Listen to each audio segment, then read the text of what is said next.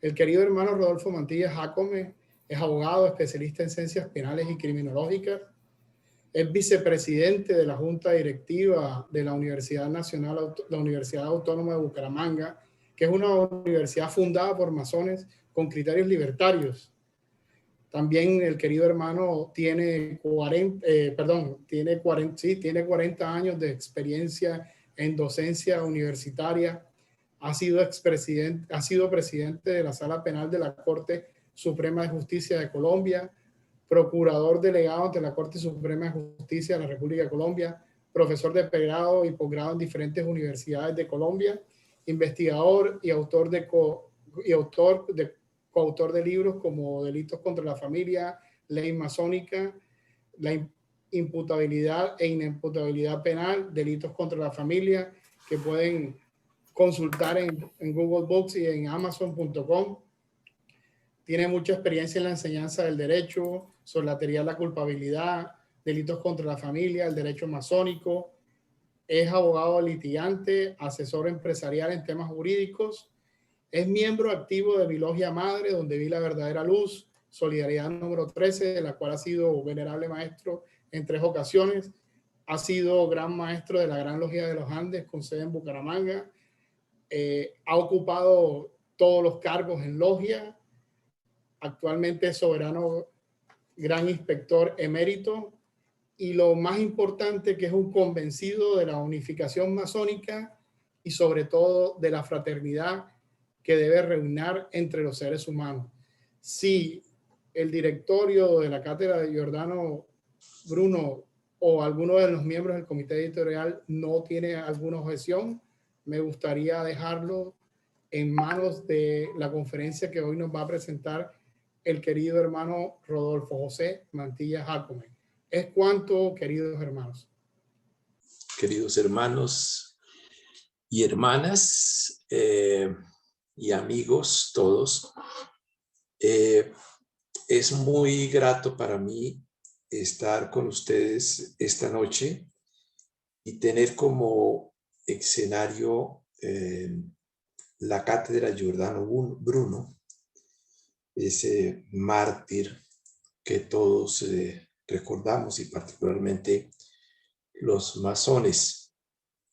La conferencia de hoy va a ser un poco en tono jurídico, porque como ustedes se han dado cuenta, esa ha sido mi formación y mi quehacer permanente. Por lo tanto, cualquier aspecto que no les quede claro, queridos hermanos y hermanas, pues con muchísimo gusto lo aclararemos de la mejor manera posible.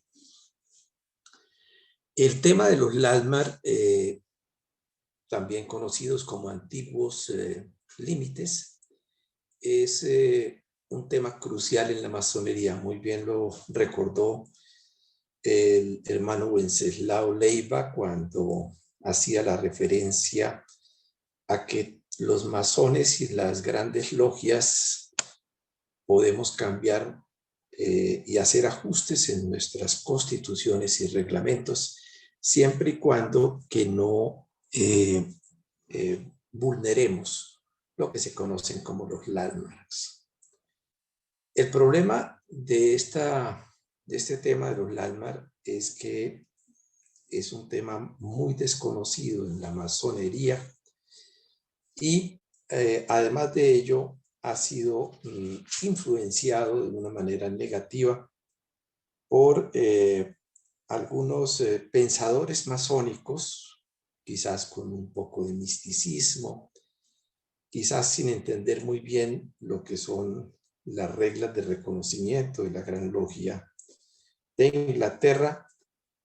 Han pretendido establecer unos listados, algunos de ellos incluso listados inamovibles de landmarks, lo cual pues no ha hecho sino perjudicar realmente la institución masónica y la construcción de una verdadera masonería. Ustedes en su vida de investigadores, en su práctica masónica, en algunas grandes logias o cuando tienen la posibilidad de leer algunos estatutos y constituciones de las grandes logias, se van a dar cuenta de que algunas de ellas enuncian los listados, la mayoría de ellas del hermano Galatián Mackay, y obviamente otras hacen enumeraciones de 9, otras de 7 landmarks, con una idea además de que estos listados construidos por los hombres, construidos por los hermanos, seguramente de muy buena fe, los establecen como inmodificables. Y desde ese punto de vista, pues lo que estamos construyendo o introduciendo en la institución masónica es un pensamiento dogmático. No hay nada más alejado, queridos hermanos, que el pensamiento dogmático, que el pensamiento totalitario en la masonería, que por definición somos hombres libres y tenemos la aspiración de llegar a ser algún día libres pensadores, ¿no? Porque no se es libre pensador por el acto mismo de la iniciación, sino fundamentalmente a través de una construcción de un pensamiento racional y lógico. Entonces, en ese sentido nos llama la atención cómo, sobre todo, y nos vamos a referir a ella, la lista del hermano Mackay, en el siglo antepasado, por allá en 1858, pues se quedó convertido como en un dogma de fe, algo que no podía ser modificado. Incluso es muy notorio que este hermano, que era médico y pastor protestante, enumera 25 landmarks, pero el último de ellos, pues básicamente lo que señala en su planteamiento es que de acuerdo con este landmark, los anteriores no podrán ser modificados. ¿De dónde sacó él esa presunción? Como si hubiera sido iluminado, como si hubieran sido dictados dentro de los más estrictos cánones de los pensamientos religiosos, que fácilmente es donde se cae en eso. No lo entendemos, pero sin embargo, la mayoría de las grandes logias han venido asumiendo el pensamiento de Mackay, y uno encuentra en muchas constituciones como que los landmarks son 25 y además los señalan así, incluyendo el último que dice que este no podrá ser modificado. Esto, pues creo que todos estamos de acuerdo que lo que ha hecho es generar un grave perjuicio a la masonería, que por definición no tiene dogmas, no admite planteamientos irracionales, no admite argumentos de autoridad. Es una institución perfectamente racional, de libres pensadores. Esto nos lleva entonces, en primer término, a rechazar definitivamente esos listados, empezando por el de Mackay y por todos los demás, y además porque el hermano Mackay incurrió en un hierro muy complicado, y es que no solamente estableció los landmarks como esas figuras inamovibles, sino que además confundió lamentablemente algo que los expertos en derecho perfectamente distinguimos entre lo que son los principios generales del derecho y las costumbres y los usos, que son instituciones jurídicas de rango diferente y que no pueden ser admitidos nunca en ese sentido como unos principios generales de derecho. Pues bien, a partir de ese planteamiento, nosotros particularmente lo que hemos en nuestro texto de derecho masónico es construido la idea de que se debe elaborar una teoría desde la racionalidad de los landmarks para hacerlos entendibles y hacerlos manejables por todas los masones desde ese punto de vista. ¿Cuál es ese criterio que nosotros particularmente entendemos? Obviamente la lectura la hacemos porque además entendemos que es como mejor se acomoda ese concepto de los Lalmar desde la perspectiva del derecho masónico. Y decimos que los Lalmar vienen a constituir lo que se pueden conocer como los principios generales del derecho masónico, como aquellas reglas más importantes. Estas sí que obviamente vamos a explicar por qué son perfectamente inmodificables, constituyen un derecho no escrito y desde ese punto de vista nadie puede ser tan pretencioso de hacer una lista elaborada bajo el concepto de un numerus clausus o de una lista cerrada para decir estos son y nada más que estos son los Lalmar. No.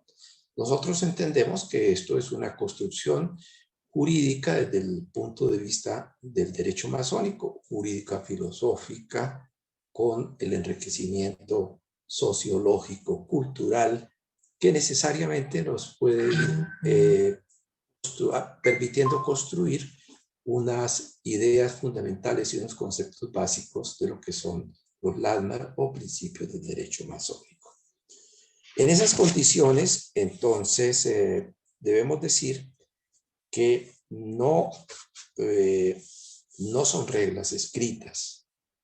No hay ninguna autoridad masónica que las pueda escribir para imponerlas universalmente.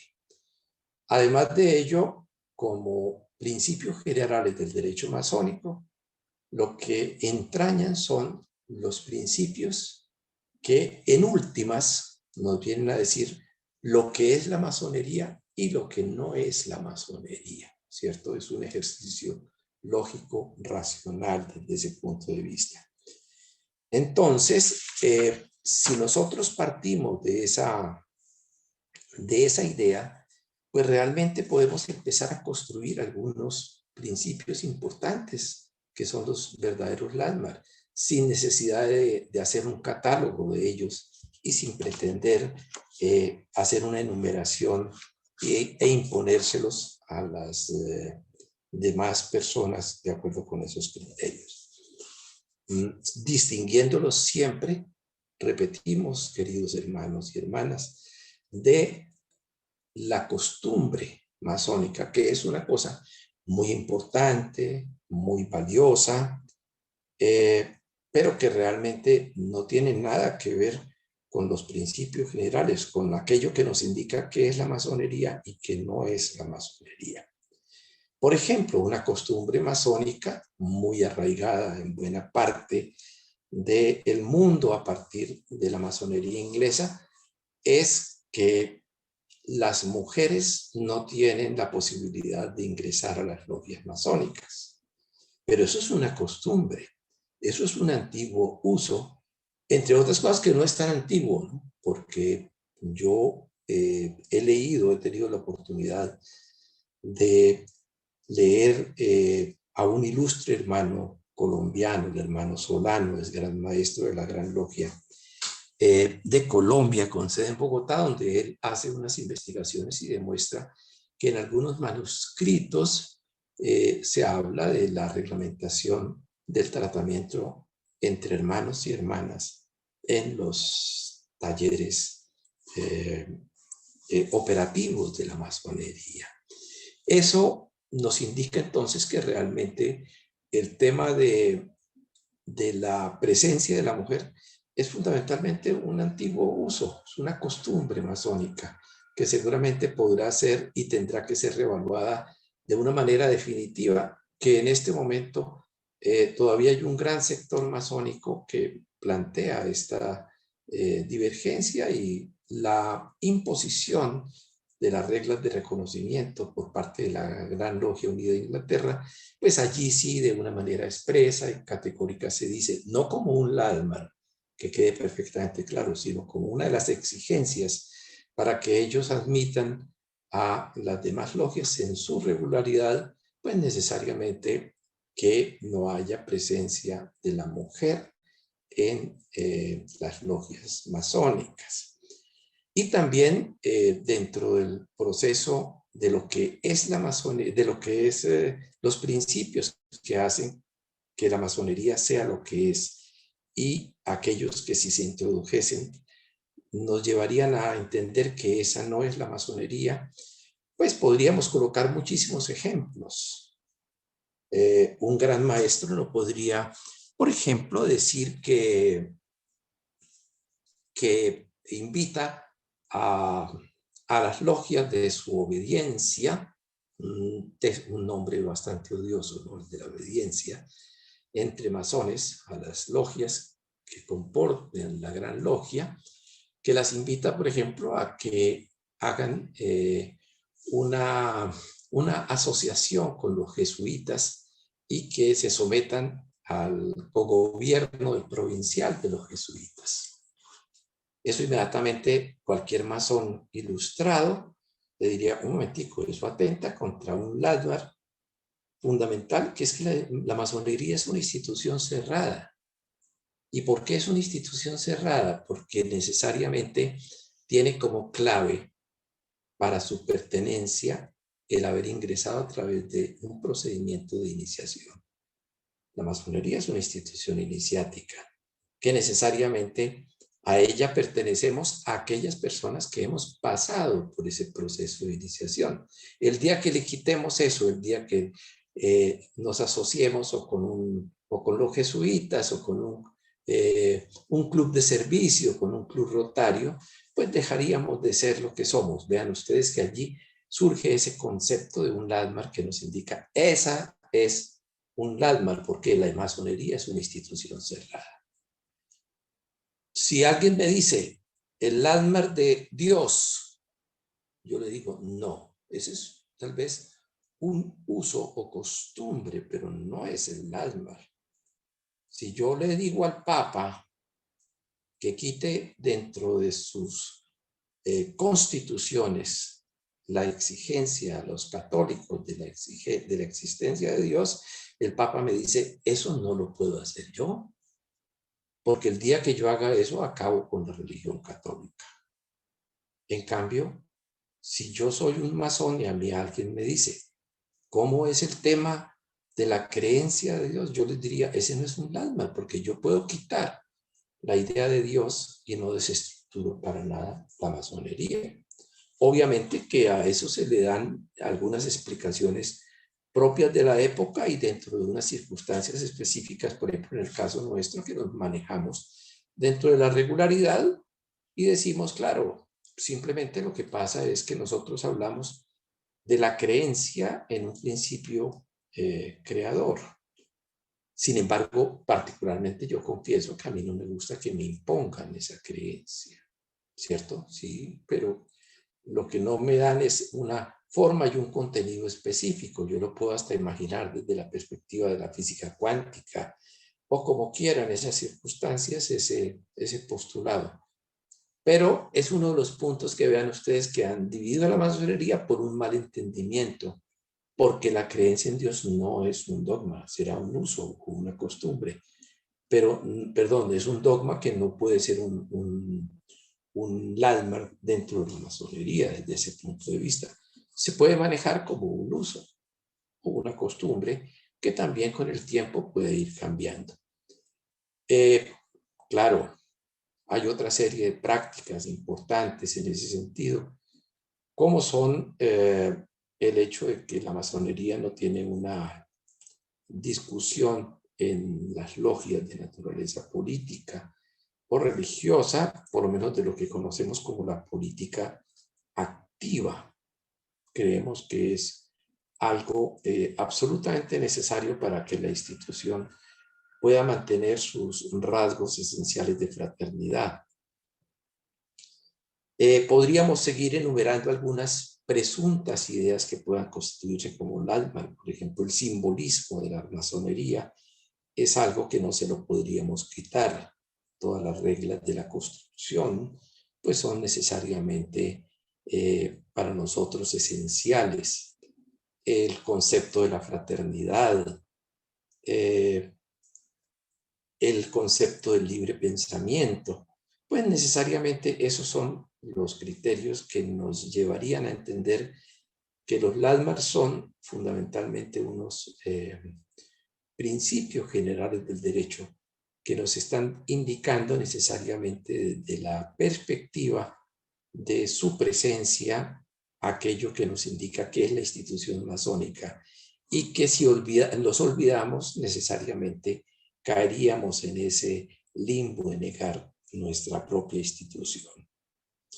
Históricamente, este tema de los LADMAR efectivamente aparece desde 1721, cuando el hermano Paine así lo señaló y los incorporó posteriormente en la Constitución de la Gran Logia de Inglaterra, en la Constitución de Anderson, mejor, en 1723. Y allí aparece en el artículo 39 una norma muy precisa sobre eso que no raya con lo que nosotros estamos diciendo, y era la que nos recordaba el hermano Wenceslao Leiva. Dice: cada gran logia anual tiene suficiente autoridad intrínseca para modificar este reglamento o redactar uno nuevo en positivo beneficio de esta antigua fraternidad, siempre que se mantengan invariables los antiguos LADMAR, ¿cierto? Y allí necesariamente se establece eso como una regla. Los ingleses nunca han hecho enumeraciones de LADMARs. Eso debe ser perfectamente claro. Ni siquiera en las reglas de reconocimiento ellos hablan de que la creencia en un Dios, la no aceptación de mujeres, el simbolismo, una serie de cosas, y de pronto dicen, y que además los LADMAR sean debidamente observados, pero no los enumeran, ¿cierto? Entonces hay que olvidarnos de ese mito de pensar de que son los listados. No, no existen esos listados.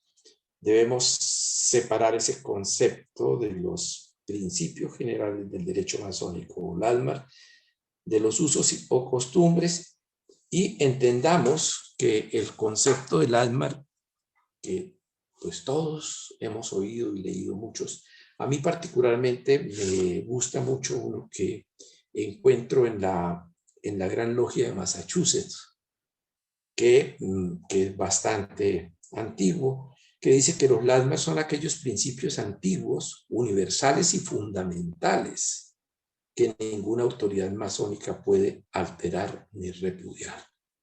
Es decir, ellos no hacen listados, sino solamente dicen, mire, ojo, eso es un LADMAR, son esos principios antiguos, universales y fundamentales que ninguna autoridad masónica puede alterar ni repudiar. Entonces, desde ese punto de vista, podemos ir sacando dentro de un ejercicio racional y lógico cuáles son los LADMAR y cuáles no son en esas circunstancias. Eso es bien importante para que en la práctica lo que tenemos que aconsejarle a las grandes logias o a las organizaciones masónicas cuando construyan sus constituciones y estatutos, fundamentalmente hagan la referencia al respeto a los LADMAR, ¿cierto? Como aquellos principios antiguos, universales y fundamentales, para que el masón en su práctica los entienda que ellos son fundantes, que no puede haber una ley masónica por encima de los LADMAR o principios, que son además permanentes, que son inmutables y que obviamente nos van a permitir preservar la esencia de la institución desde ese punto de vista. Como ustedes pueden ver, ese es un concepto muy plástico en ese sentido, que requiere pues una lectura desprevenida. Lo que pasa es que hay una tendencia un poco pragmática, sobre todo de aquellas personas que no manejan el derecho, de pensar de que entonces, ¿dónde están los LADMAR? ¿Cuántos son? ¿Cómo se come aquello? Y realmente ese no es el tema. La labor hermenéutica del masón, y particularmente de los que se encargan de la jurisprudencia masónica, necesariamente está nutrida por ese conocimiento de los Lalmar y de sus reglas fundamentales. En seguimiento de estas ideas, un hermano de mi oriente, que es supremamente valioso, el hermano Farid Numa, es arquitecto, es escritor, y yo diría sin ninguna duda que también es filósofo, me ayudó a construir algunos Lalmar que además pues, son los que colocan a la masonería frente a la modernidad y que si los observamos seguramente vamos a entender que allí está el sello de pertenencia a la institución masónica y que obviamente esto nos va a decir que eso es lo que tenemos. Es decir, cuando a mí me hablen de un masón, necesariamente entiendo que estoy frente a una persona que por lo menos se plantea estas pequeñas ideas que me voy a tomar el trabajo de leerla para que la discutamos después. La contradicción entre la civilización y la barbarie. Es evidente que los masones jamás podríamos estar de acuerdo o patrocinar en cualquier sociedad o momento histórico actos de barbarie y las concepciones que pretenden justificarlos, sea cual fuere su pretexto. La barbarie propicia el atraso de la sociedad, el sufrimiento de la gente indiscriminadamente y desconoce el avance de la civilización y la cultura. Una segunda impronta del masón es cómo supera la contradicción entre la razón y el dogma. Los masones somos hijos de la razón que busca la verdad y el conocimiento, ajenos a los dogmas que propaga y atiza el oscurantismo. Una tercera situación es la superación de la contradicción entre la ciencia y el pensamiento mágico. El desarrollo científico y tecnológico de la humanidad es fruto de la inteligencia del hombre. Debemos apropiarnos de los saberes de la ciencia, el arte, la cultura, la tecnología más avanzada en todos los campos para fundamentar la construcción de una sociedad moderna con bienestar y una alta calidad de vida. Un cuarto aspecto es la manera como superamos la contradicción entre libertad y opresión. Es un principio fundamental de la orden defender la libertad de todos los hombres, rechazando cualquier tipo de opresión o esclavitud que se quiera imponer en cualquier país o nación. Una quinta forma es la superación de la contradicción entre la tolerancia y la exclusión. Para los masones, la tolerancia no puede ser una retórica discursiva. Debe ser una actitud inherente en el transcurrir de su vida cotidiana. El masón debe ser tolerante por naturaleza y no puede admitir ni propiciar la exclusión de cualquier ser humano por ser diferente o profesar un credo religioso o una afiliación política disímil. Una sexta manera de superar la contradicción es entre la igualdad y la inequidad.